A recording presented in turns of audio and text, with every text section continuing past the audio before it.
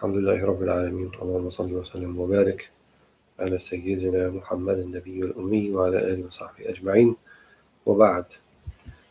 So alhamdulillah, we're into the 15th night of Ramadan and we're reading from the work of Sidi Muhyiddin al-Qadir al-Jilani, al-Fath al-Rabbani wal-Fayd al-Rahmani, Sublime Revelation and the Divine Merciful Outpourings, in a set of discourses that were recorded for Shaykh Abd al-Qadir al-Jilani, 545 to 546.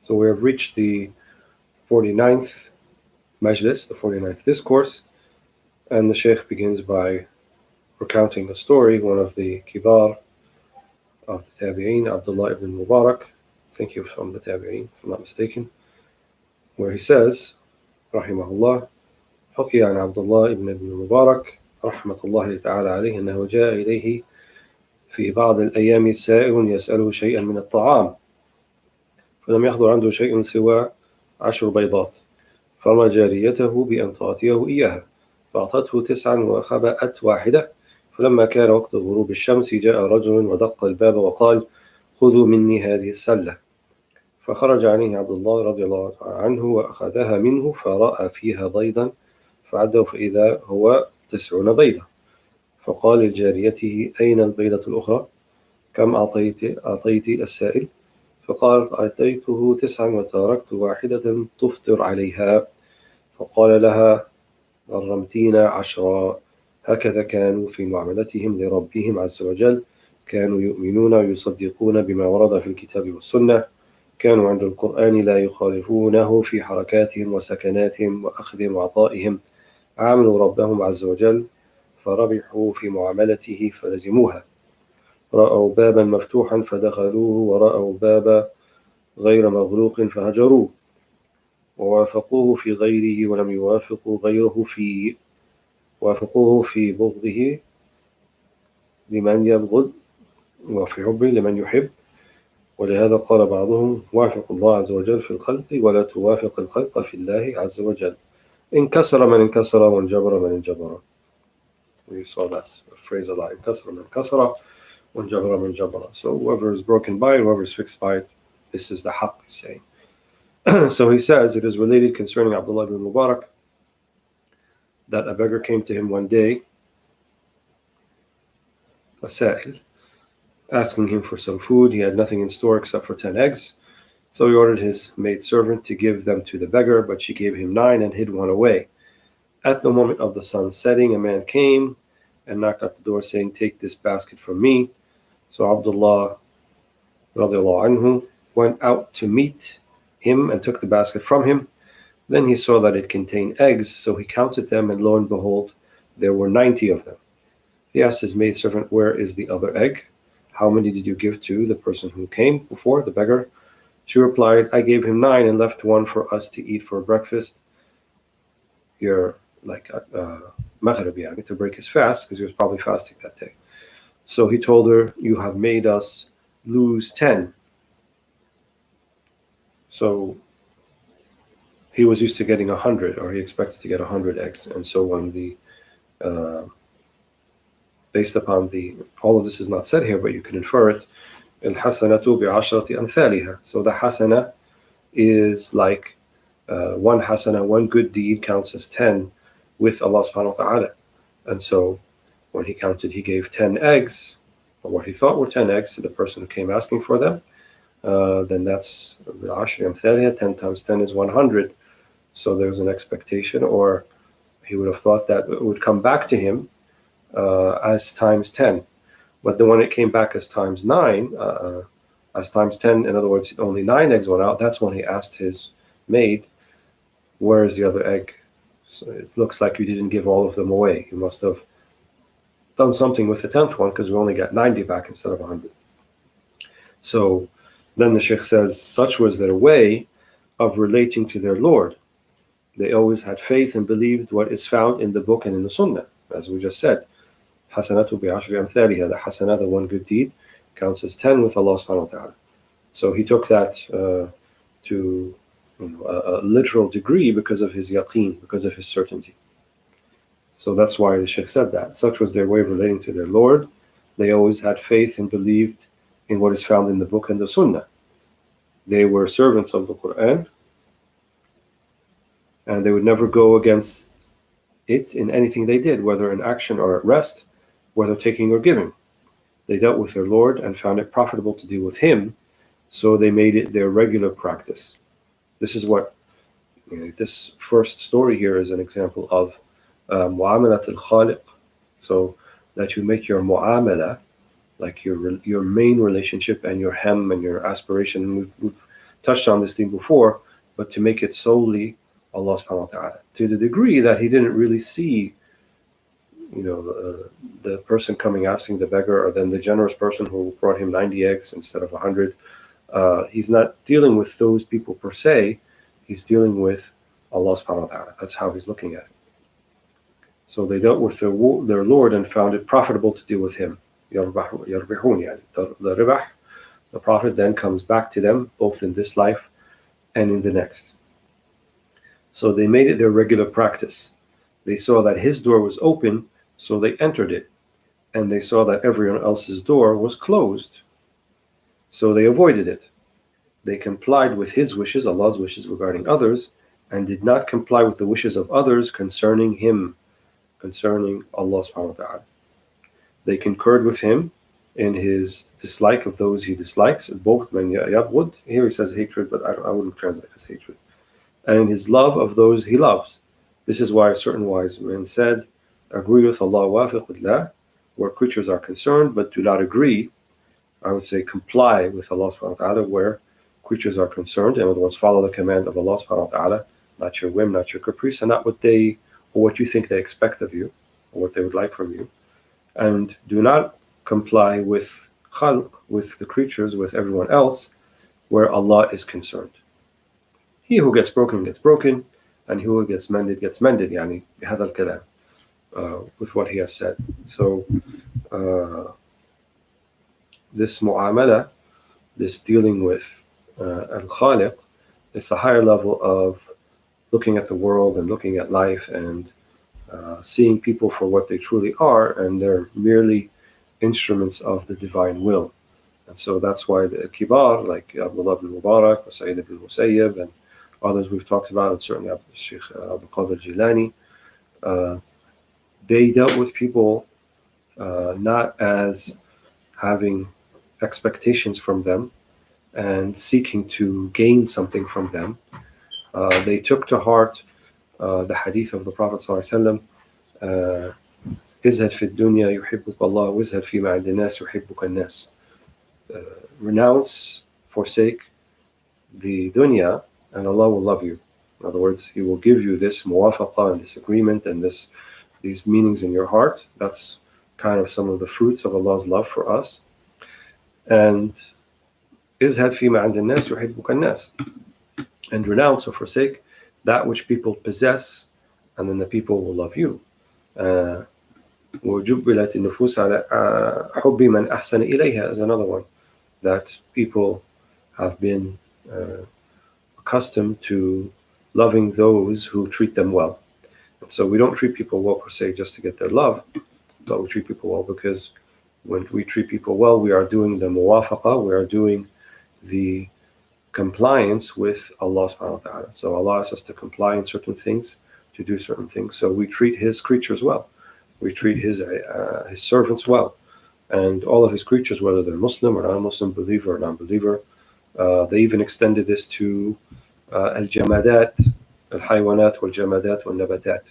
They extended this mu'amala, this way of dealing with things, to animals and plants and even inanimate things, things that you think don't have life in them. But Allah subhanahu wa ta'ala has made sanctity, He's sanctified everything because His mark, Azza wa Jal, is on it.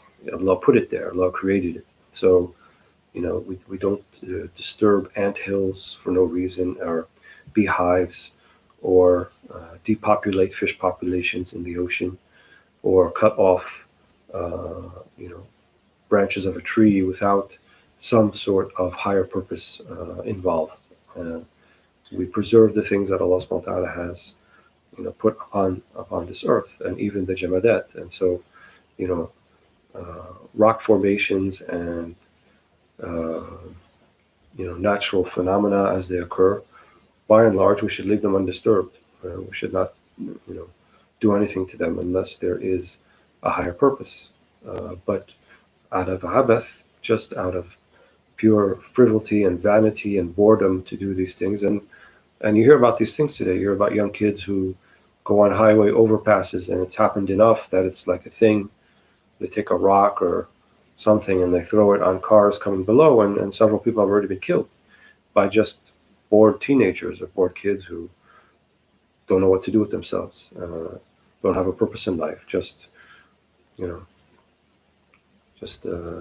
going around without any sort of methodology or anything.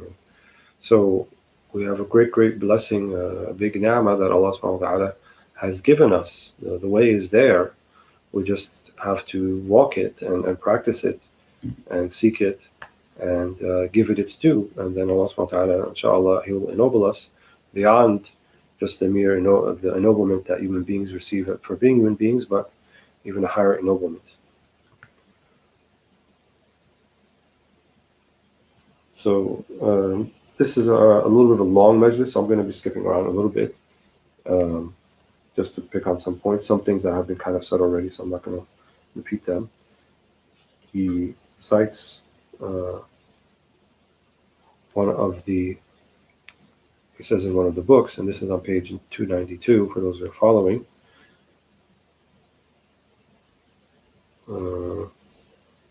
قال الله تعالى في بعض كتبه من لم يرضى بقضائي ولم يصبر على بلائي فليتخذ إلها سواي يقنع به دون غيره والمقدر كائن لكم وعليكم حققوا الإسلام ما لم تروه من قبل اليقين ثم حققوا الإيمان حتى تصلوا إلى الإيقان فحينئذ ترون ما لم تروه من قبل اليقين يريكم الأشياء كما هي على صورتها يصير الخبر معاينة وهو يوقف القلب على الحق عز وجل وريه الأشياء منه إذا وقف القلب على باب الحق عز وجل خرجت إليه يد الكرامة فتكرمت عليه فيصير كريما مؤثرا يتكرم على الخلق ولا يبخل عليهم بشيء القلب الصحيح الذي صلح الله عز وجل كريم صلح لله عز وجل كريم والسر الذي قد صفى عن الكدر كريم وكيف لا يكونان كذلك وقد تكرم عليهما أكرم الأكرمين. Allah said in one of His books, here in one of His books it could be something related from the Psalms of David or maybe the Injil, or perhaps a meaning extrapolate from that. If someone does not gladly accept my judgment and is not patient in bearing my tribulation, let him choose a God apart from me. Be satisfied with him to the exclusion of all others, whether what has been decreed is to your advantage or to your disadvantage. Right? And this is a seminal, fundamental element of creed. وَأَن تُؤْمِنُ بِالْقَدْرِ خَيْرِهِ وَشَرِّهِ and to believe in the qadr, that Allah has decreed this for you. خَيْرِهِ, whether you consider it to be good or consider it to be bad, or shar. We say in general, all of the muqaddar is good, in as much as that Allah subhanahu wa ta'ala has designated as such. But we then stipulate or have a perspective of saying as good or bad depending on our personal perspective. As he says here, whether it's to your advantage or to your disadvantage. Make Islam a reality so that you may attain to faith, iman, then make faith a reality so that you may attain to conviction. So we've seen this before from the Shaykh. Al-iman, and acknowledge things as they are. ثم الإيقان, right? Make tahaqquk, make actualize the iman, then go to iqan, conviction. And every one of us has to do some work to arrive at stronger certainty and conviction. This is where they say is the ijtihad في الأصول دون الفروع. So in terms of figuring out how to pray and fast and find those rules, that's not an individual obligation, that's a communal obligation. And there are those who have already done that on our behalf. But in terms of arriving at a greater certainty or yaqeen of all that there is and all that Allah subhanahu wa ta'ala has told us about, this is an individual obligation. The Sahaba used to say to each other, Ta'ala nu'min sa'a, let's go, do iman for a little bit. In other words, let's think about our blessings and think about the signs all around us. Let us engage in the dhikr of Allah, remembrance of Allah. These are all things that will strengthen one's certainty. So make faith a reality so that you may attain to conviction, iqan, for at that point you'll experience what you have never experienced before. Certitude will let you see things in their true form, as knowing my report gives way to witnessing directly. ليس الخبر كالمعاينة, very popular refrain. Al-Khabar, you've been told about something. Amma al-Mu'ayana, you've seen it. The veil has been lifted. Rufi al-Hijab, you see something more clearly and real. Like you can believe in Allah's mercy on an intellectual basis, but then to actually taste it and feel it and see it manifested in you is different. This is called then Mu'ayana, to actually see it or witness it. So certitude will let you see these things in their true form. As known by report gives you way to witnessing directly, for it focuses the heart upon the Lord of truth, al-Haq, and shows it things as they come from Him. And that's one of the things. To see things as really coming from Allah is kind of, I would say, the entry point, which we call Tawheed al-Af'al. And Tawheed al-Af'al, they call it Wilaya Sughra. So the first stages of Wilaya is to see everything, to shahid, not just tu'min, not just to believe, but to witness that everything comes from Allah subhanahu wa ta'ala, that all the acts around us are from Allah subhanahu wa ta'ala. That's why Abdullah ibn Mubarak had that mu'amala, right? He said, we're 10 eggs short because we must have been 1 egg short somewhere else. So he sees it as going back to himself, to Allah. He didn't ask the guy, why didn't you bring 100 this time? What happened? Why only 90? What's going on? He didn't get mad with him or angry or anything like that, but he is processing the circumstances as they come to bear upon him and as they reveal themselves to him, looking at Allah subhanahu wa ta'ala as through the Khaliq, through the prism of the Khaliq. And that's iqam, that's certainty when you live life like that. So then he says, when the heart stands at the door of the Lord of Truth, the hand of noble generosity comes out to meet it and treats it generously. Thus it becomes noble and altruistic, behaving generously towards creatures and not begrudging them anything. Right? So if you're bakhil, it's because you have something you feel like you need to hold on to, it belongs to you, and you're afraid if you give it up, you lose something of yourself. Whereas the one who is doing the mu'amala with Allah, number one, what they received, it's not theirs, it's from Allah. And then it's an amana, it's a trust, and so that they may distribute it in a manner that Allah subhanahu wa ta'ala wants them to distribute it. So they don't even see themselves as a giver, right? They don't say, I donated X amount and I did this and I built that thing. They see themselves as, Allah put this trust in me and I just have to sign the check for Him. But He is the one who built the mosque, and He is the one who funded the orphanage, and He is the one who built the school, and He is the one who built the wells, and not this affiliation going back to I did this and I did that and so forth. Because they see the hand of God in it, right? They see that Allah subhanahu wa ta'ala huwa al-mu'ti bil-mushahada. They witness that Allah subhanahu wa ta'ala is the mu'ti, is the true giver. And if one of the names of Allah subhanahu wa ta'ala huwa al-mu'ti, that means no one can really participate with Him fil ata, right? Because He is the one who gives. And Allah's names and attributes are unique to Allah subhanahu wa ta'ala. And so we see Him as the true giver. And all we are the distributors, as the Prophet ﷺ said about himself. إِنَّمَا أَنَا الْقَاسِمُ وَاللَّهُ هُوَ الْمُعْتِي. I am the Qasim, I am the one who could distribute in terms of ulum, in terms of knowledge, in terms of resources. وَاللَّهُ هُوَ الْمُعْتِي. But Allah subhanahu wa ta'ala is the one who is the true giver. So the hand of noble generosity comes out to meet it and treats it generously. Thus it becomes noble and altruistic, behaving generously toward creatures and not begrudging them anything.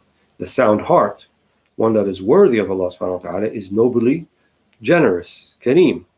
And that's one of the attributes of the sound believer with a sound heart, that they're generous. I believe the hadith says there are two attributes that cannot be found in a true believer, which is bad character and stinginess, because these are, anathema to what a believer should be, and they should be generous. So generous of soul, which is the good character, right? So you're pardoning, you're forgiving, you're, kind of roll with the flow and the punches and learn to take one on the chin, as they say. That's part of good character. And they are generous with that which has been given to them so that they may be generous with it. So we don't find stinginess and bad character in someone who has reached Kamal al-Iman, someone who has reached the highest levels of Iman, and certainly not in the awliya.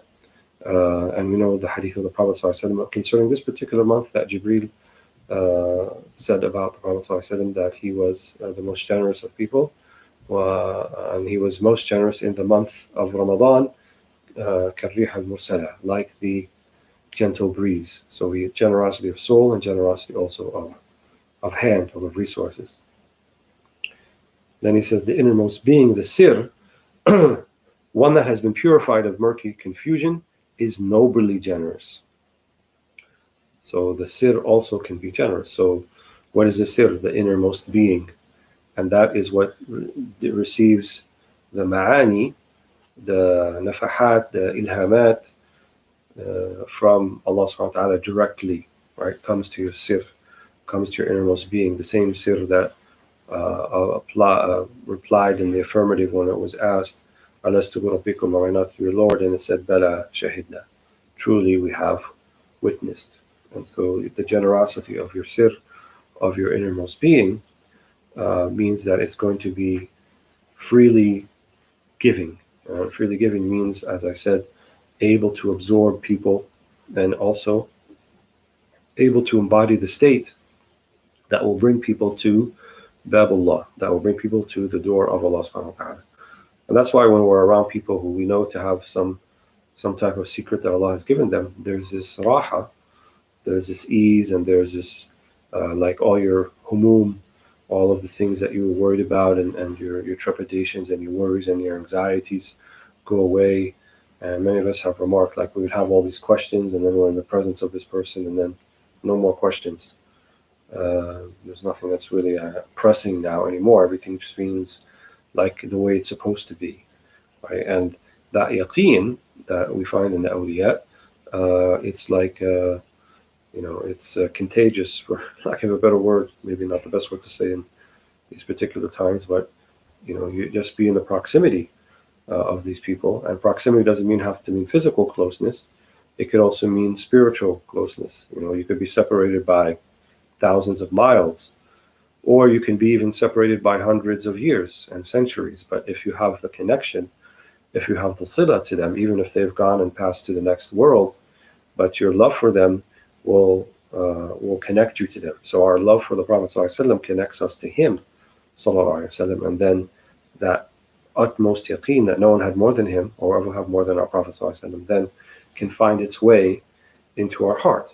And that sila is strengthened by mahabba, by love. So mahabba is the only thing, it's the only force that can traverse miles and distances and kilometers and desert and rivers and mountain passes. And it's the only thing also that can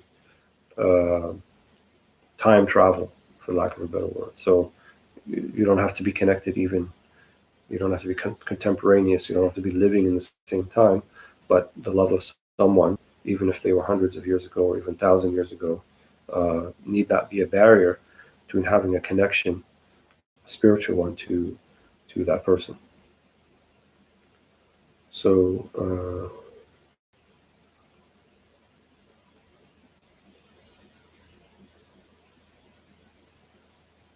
one paragraph down, I think I'll just read the English also, it's kind of connected to discussion. He said, the self, the nafs, is what keeps you screened from him. So when it fades from the scene, the obstacle disappears. This is why Abu Yazid al-Bistami, rahimahullah, once said, I saw my Lord in a dream, so I said to him, how is the way to you, O Creator, God? He replied, leave your own self and come hither. So I sloughed it off as a snake sloughs off its skin. The eye of the Lord of Truth was only on the self, not on anything else, and he ordered him to leave it behind because this world and what it contains, as well as everything whatsoever apart from the Lord of Truth, al-Haq, is subordinate to the self.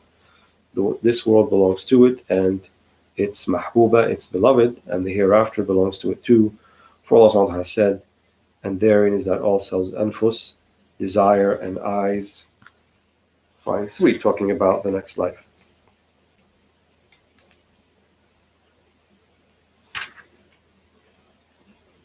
So these mani, we might read about them, these meanings, and say, wow, that really sounds far off, so it sounds really nice. But I am so far away from that. I'm so distracted with dunya, and not even dunya, but just, children and job and bank account and, getting through the next day and in-laws and, all sorts of things that keep them distracted. And Allah's not asking us to eliminate all those things. Everyone's going to have their circumstances. Don't think that Abdullah bin Mubarak or Abu Yazid al-Bistami or any of the others, many of them that we've talked about, were all hermits and lived alone and just did practice siyaha, right, in the classic sense of the meaning of the word. So siyaha today we think tourism, but siyaha back then, siyahu fil ard, yani they traveled and they saw things and they looked for the signs of God in different places, and they weren't known anywhere, and so they were able to move freely. Some of them did that for a while, and some of them did that for a longer while, but many of them, in fact the vast majority of them, were not like that. They all had lives, and they had families, and they had, even some of them had businesses, and some of them were merchants, and Abu Hanifa was a silk merchant, and some of them had jobs as judges and muftis, and they had to administer over, supervise al-Qadir endowments that looked over a series or multiple institutions. So they had that, and they had families, and they had in-laws, and they had children, and some of them and their wife or wives. Some of them were married to more than one, and some of them dealt with difficulty. And one story that we would tell all the time, that I'm risking my own health a little bit for recounting it, but this actually in the tafsir or in the other class, we're reading or taking some points from Ibn Ajiba, Ahmed ibn Ajiba. And Ibn Ajiba, he had a wife that he talks about, and he said that she was very cruel to me. She would lock me out of the house, and one time she pushed him down the stairs, and things like that. And so he actually had other wives, and he said, I'm not going to divorce her, I'm going to leave her, because it's better that I have to contend with her, I have to deal with her, and I know how to deal with her, and I can absorb the abuse rather than someone else have to endure that. So he said, I do it fi wajhillah, and I do that as for Allah subhanahu wa ta'ala.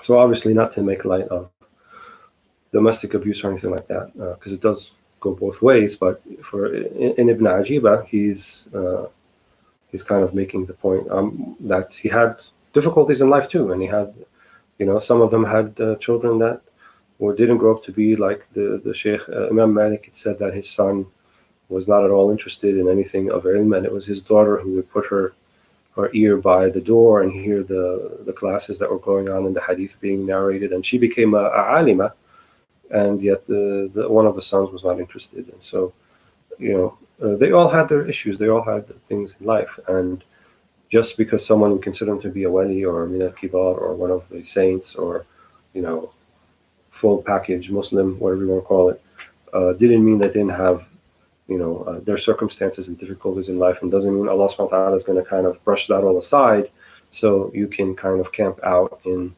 and live a hermit-like lifestyle somewhere and be this ascetic who just worships Allah and prays to Him and has no concerns about the dunya. So all of this is saying that you're going to have all those things, but live your deen and live it properly, even with dunya around you. And if you look at all of the ahkam, all of the rulings specifically that deal with dealing with other people: marriage, divorce, commercial law, transaction law, inheritance, the whole adab and etiquette, how to deal with one's teacher and one's neighbor, and all of those different rulings that apply, and etiquettes and adab. Obviously, Islam was meant to be lived in a civil society. In other words, you're surrounded by people, not to be not to be practiced necessarily in some frontier land where everyone's kind of by themselves. And if you looked where Islam actually thrived, it was in places that were mutamaddin, places that were urban, and that were, people lived in close proximity with one another, and people generally saw one another quite frequently throughout the day. The 5 daily prayers that are preferably done in congregation means you're interacting with people perhaps 5 times a day. And in light of the situation we're in now, that sounds like something very traditional and old, and like of a bygone time. But for many, that's how Islam thrived: the interaction and the cross-cultural exchange of ideas, and kind of this communal living, as it were. And so there was a need to be able to deal with people and deal with your circumstances, and be able to also worship your Lord at the same time. And even, this idea that the Shaykh kind of alludes to, al-khalwa fil jalwa, right? They say your khalwa, your detachment from dunya. Ibn Arabi says this in the Risala that he wrote, مَا لَا يُعَوَّلْ عَلَيْهِ, things that should not be depended upon. So he's saying that then dissipate, and you don't find when you're in the jalwa, when you're amongst people. So if it only comes to you, if you only feel like that when you're all by yourself, and then when you're amongst people it all goes away, then your khalwa wasn't sahiha, right? It was not completely effective, or 100% valid, because those meanings are supposed to charge you, and you're supposed to store them, right, in your storage banks, and then when you go out to society, go out to life, you still have them with you. So then you have al-khalwa fil jalwa. But if your khalwa is only operative when you physically remove everything and everyone is far away from you, and then it only works, then it has something to do more with your nafs, right? It's supposed to penetrate the nafs and get to the outer rim, as it were, of the soul and of the sir, and penetrate there. But if it only gets to the level of the nafs, of the ego, and the ego has some sort of like ladha or pleasure or allotment in it, and say, oh look, I did a khalwa, I spent 2 hours at night all by myself and I read Quran, okay, and then you go and I'm ready to tackle the world, and then you don't have that khalwa, you still have the ma'ani of longing and seeking the dunya. Then khalwa, there was khalal in your khalwa, there were holes in the way that you did the khalwa. Wallahu a'lam. So time is quickly slipping away.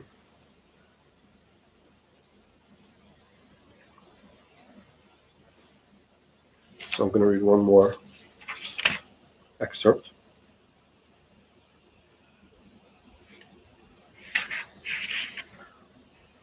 And I think that will be kind of the last paragraph, so to speak, of this majlis, this course. That's on page 306, for those who are following. It says, يا غلام اذكر الحق عز وجل أولا بقلبك ثم بقالبك ثانيا اذكره بقلبك 1000 مرة وبلسانك مرة. اذكره عند مجيء الآفات بالصبر، وعند مجيء الدنيا بالترك، وعند مجيء الأخرى بالقبول، وعند مجيء الحق بالتوحيد، وعند مجيء غيره في الجملة بالإعراض عنه. إذا أرخيت عنان نفسك طمعت فيك وأرمت بك. الجمها بلجام الورع ودع عنك القال والقيل. ذكر الموت يصفي قلبك ويبغض الدنيا والخلق إليك. ينكشف الغطاء عن قلبك فترى الخلق فانين موتى هلك عجزا لا ضير فيهم ولا نفع. So he says, you must remember the Lord of the truth, first with your heart, your qalb, then secondly with your outer form. So start with the inner, and we see this is what Shaykh has been saying over and over. Remember him 1,000 times with your heart and once with your tongue. So the remembrance of the tongue is supposed to be a means to get the remembrance of the heart. And that's why even Ghazali said that dhikr al-qalb is higher than dhikr al-lisan. The remembrance of the heart is higher than the remembrance of the tongue. So the remembrance of the tongue is supposed to be a reminder. But then what is the dhikr of the heart? It's the hudur, it's the remembrance, it's being in the hadra. It's your awareness that Allah is aware of you. It's you seeing Allah subhanahu wa ta'ala manifested, His names and attributes and all things around you. So on the advent of misfortunes, remember Him with patience, right? Something happens, go back to Allah subhanahu wa ta'ala. If it's a misfortune, go back to Him with patience. On the advent of this world, something of dunya comes, go back to Him with zuhud, with renunciation. On the advent of the hereafter, then go back to Him with acceptance, qubul, of the world of the hereafter that's coming. On the advent of the Lord of truth, al-haq yatajalla lak, then go back to Him with tawheed, see Him as one and only, as a sovereign. And on the advent of anything else whatsoever, with rejection. So anything that is not going to bring you to His door, or that's going to move you away from the door of God, reject it. If you slacken the reins of your own self, it will bolt with you and throw you. You must control it with the bridle of pious restraint and wara, to be scrupulous, and give up tittle-tattle, what people say back and forth, and gossip and rumor mill and innuendo, and what did this person do, and what's Kim Kardashian's dog's name, and whatever people talk about.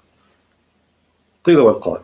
Remembering death will purify your heart and make you hate this world and al-khalq, right? In as much as it keeps you away from God. The veil will be lifted from your heart, so you will see that creatures are transitory, lifeless, perishable, feeble, containing neither harm nor benefit, and the true harm or benefit coming from Allah subhanahu wa ta'ala alone. Alhamdulillahi Rabbil Alameen.